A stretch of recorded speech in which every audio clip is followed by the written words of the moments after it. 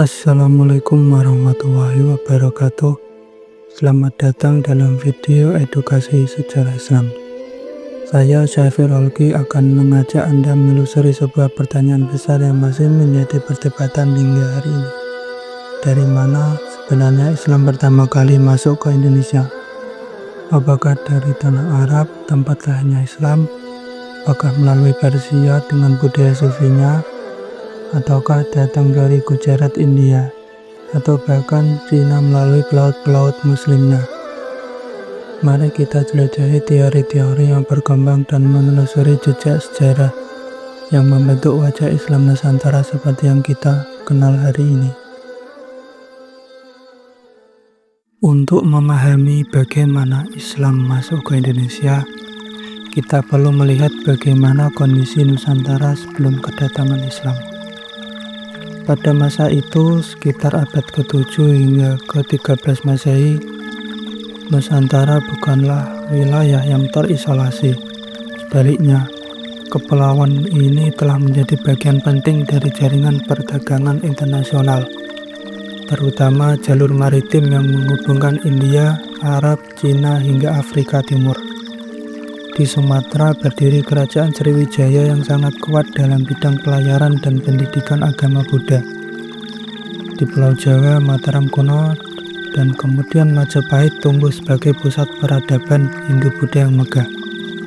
Masyarakat Nusantara kala itu mengenal sistem kasta, ritual keagamaan, dan membangun candi-candi besar sebagai pusat ibadah dan budaya. Namun, di luar kerajaan besar, banyak masyarakat yang tetap menganut animisme dan dinamisme, percaya bahwa alam semesta dipenuhi oleh roh-roh halus dan kekuatan gaib. Sistem sosial saat itu berlapis, ada bangsawan, pendeta, pedagang, petani, hingga rakyat jelata. Masyarakat hidup dari pertanian, perikanan, dan perdagangan.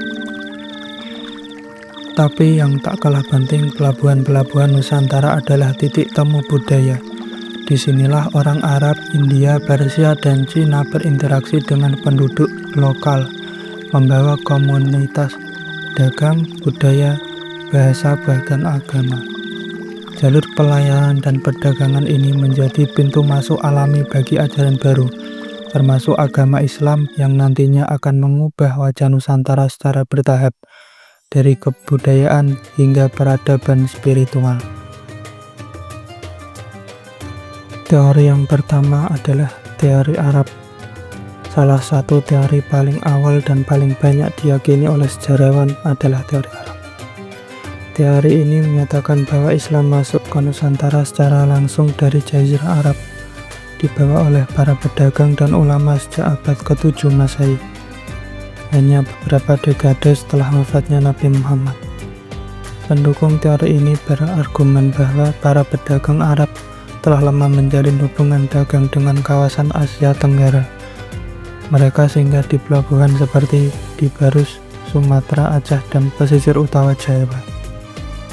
Selain berdagang, mereka juga menyebarkan ajaran Islam secara damai dan perlahan, melalui pendekatan sosial dan budaya.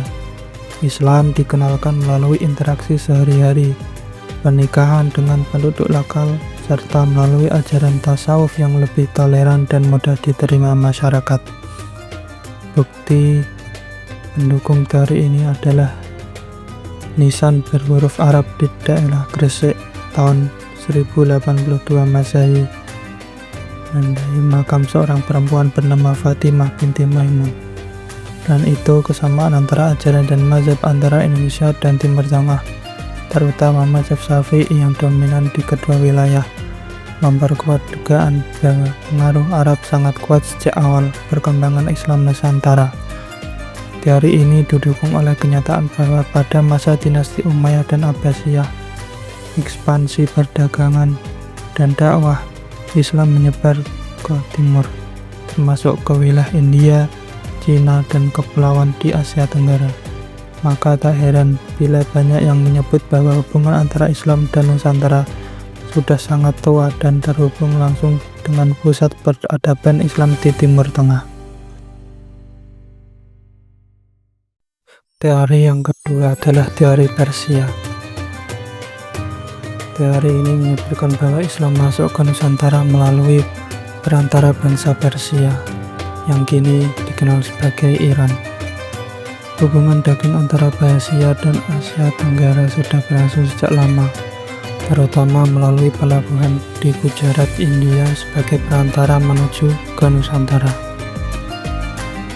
Bangsa Persia dikenal memiliki pengaruh kuat dalam penyebaran Islam melalui jalur tasawuf atau sufisme yang menekankan pengalaman spiritual dan toleransi budaya.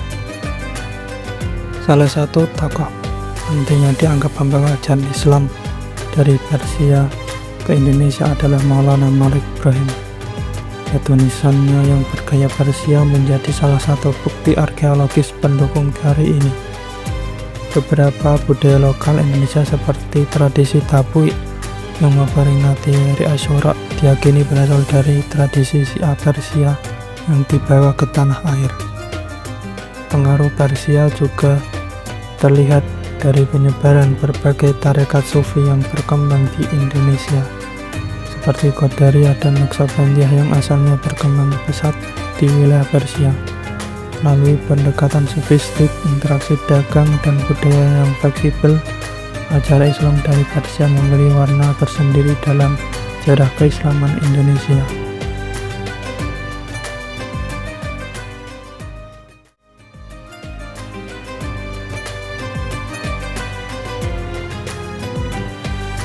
Teori yang ketiga ialah teori Gujarat atau India.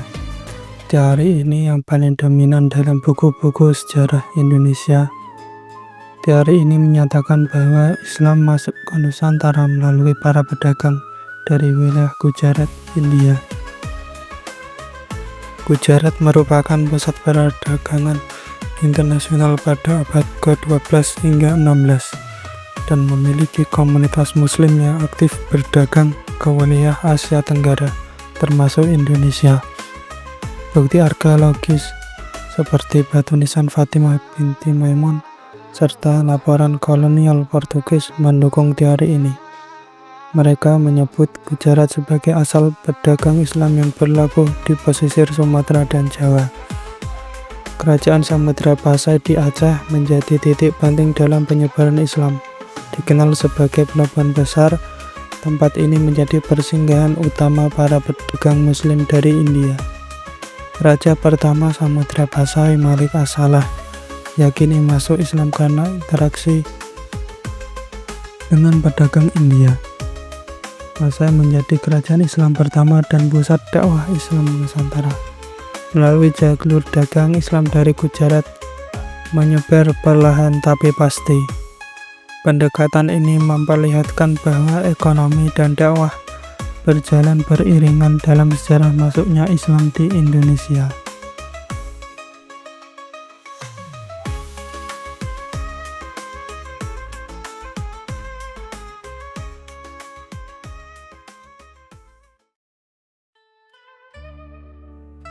Yang terakhir ialah teori Cina. Teori Cina menyebutkan bahwa Islam masuk ke Indonesia melalui para pedagang Muslim dari Tiongkok, terutama dari pelabuhan Guangzhou dan Canton di selatan Cina. Sejak abad ke-7 Masehi, telah terdapat komunitas Muslim yang aktif berdagang ke wilayah Asia Tenggara. Mereka tidak hanya berdagang, tetapi juga membawa serta nilai-nilai Islam dan berinteraksi erat dengan penduduk setempat. Salah satu tokoh yang sangat terkenal dalam teori ini adalah Laksamana Cheng Ho atau Zheng He, seorang Muslim dari dinasti Ming yang memimpin ekspedisi besar ke Nusantara pada awal abad ke-15. Ekspedisinya bukanlah tentang ekspansi militer, melainkan misi diplomatik dan budaya. Ia menjalin hubungan persahabatan dengan kerajaan-kerajaan lokal dan menyebarkan ajaran Islam secara damai. Pengaruh budaya Islam Tionghoa terlihat jelas di berbagai tempat di Indonesia. Masjid-masjid seperti Masjid Cheng Ho di Surabaya dan Masjid Tua di Semarang dan Lasem menunjukkan arsitektur yang khas Tionghoa. Selain itu, banyak makam tua yang memiliki ciri khas nisan bergaya Cina.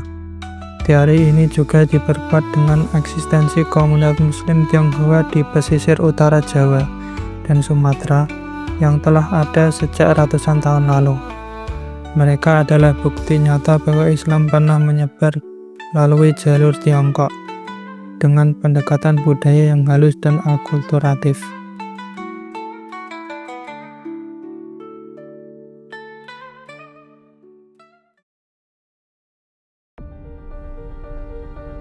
Setelah mempelajari keempat teori tersebut, teori Arab, Persia, Gujarat, dan Cina, kita dapat melihat bahwa masuknya Islam ke Indonesia bukanlah proses tunggal, melainkan perjalanan panjang dari berbagai arah. Teori Arab memiliki keunggulan dari sisi kronologi, menyebut bahwa Islam telah hadir sejak abad ke-7 Masehi. Namun, kekurangan utamanya adalah minimnya bukti arkeologis yang konkret. Selanjutnya, teori Persia menonjolkan pengaruh budaya seperti penggunaan kalender Hijriyah versi Persia, seni kaligrafi, dan tarekat Sufi yang menyebar ke berbagai daerah. Namun, komunitas Persia secara langsung di Nusantara tidak sebanyak komunitas Arab dan Gujarat. Sementara itu, teori Gujarat cukup populer karena didukung banyak bukti seperti batu nisan di Sumatera dan catatan dari sumber kolonial. Gujarat yang menjadi pusat perdagangan Muslim di India diyakini memiliki hubungan kuat dengan pesisir Indonesia. Meski begitu, teori ini dikritik karena dianggap terlalu mengesampingkan peran Arab itu sendiri. Selanjutnya, teori Cina menampilkan wajah lain dari penyebaran Islam. Lewat ekspedisi Chenghu dan interaksi Muslim Tionghoa, kita melihat Islam juga datang dengan pendekatan budaya dan diplomasi. Masjid bercorak Tionghoa dan komunitas Muslim Tionghoa hingga kini masih bisa ditemukan di Jawa dan Sumatera.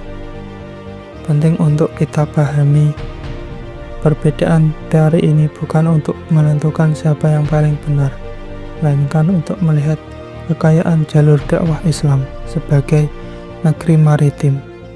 Indonesia menjadi simbol perdagangan dan peradaban dunia. Islam datang ke Nusantara bukan dengan kekerasan, melainkan lewat damai, melalui perdagangan, seni, dan ilmu. Para saudagar, ulama, dan sufi menjadi jembatan antara peradaban Islam dan budaya lokal. Inilah yang menjadikan wajah Islam Indonesia begitu unik. Islam yang membumi, penuh toleransi dan mengakar dalam tradisi masyarakat. Semua teori ini jika dilihat bersama-sama justru saling melengkapi. Mereka saling membentuk mozaik sejarah yang menunjukkan betapa dinamisnya perjalanan Islam di Nusantara. Dari keempat teori yang telah kita bahas, dapat kita simpulkan bahwa proses masuknya Islam ke Indonesia adalah sesuatu yang kompleks dan tidak datang dari satu arah saja. Islam masuk ke Nusantara melalui berbagai jalur: perdagangan, dakwah, budaya, dan juga diplomasi. Teori Arab menekankan asal mula yang paling awal dari Persia memperkaya dari sisi spiritual, dan budaya dari Gujarat memberikan bukti konkret dalam bentuk batu nisan dan sejarah pelabuhan. Sedangkan teori Cina menunjukkan adanya akulturasi unik lewat interaksi lintas budaya. Perbedaan ini justru memperlihatkan betapa kayanya sejarah Islam di Indonesia.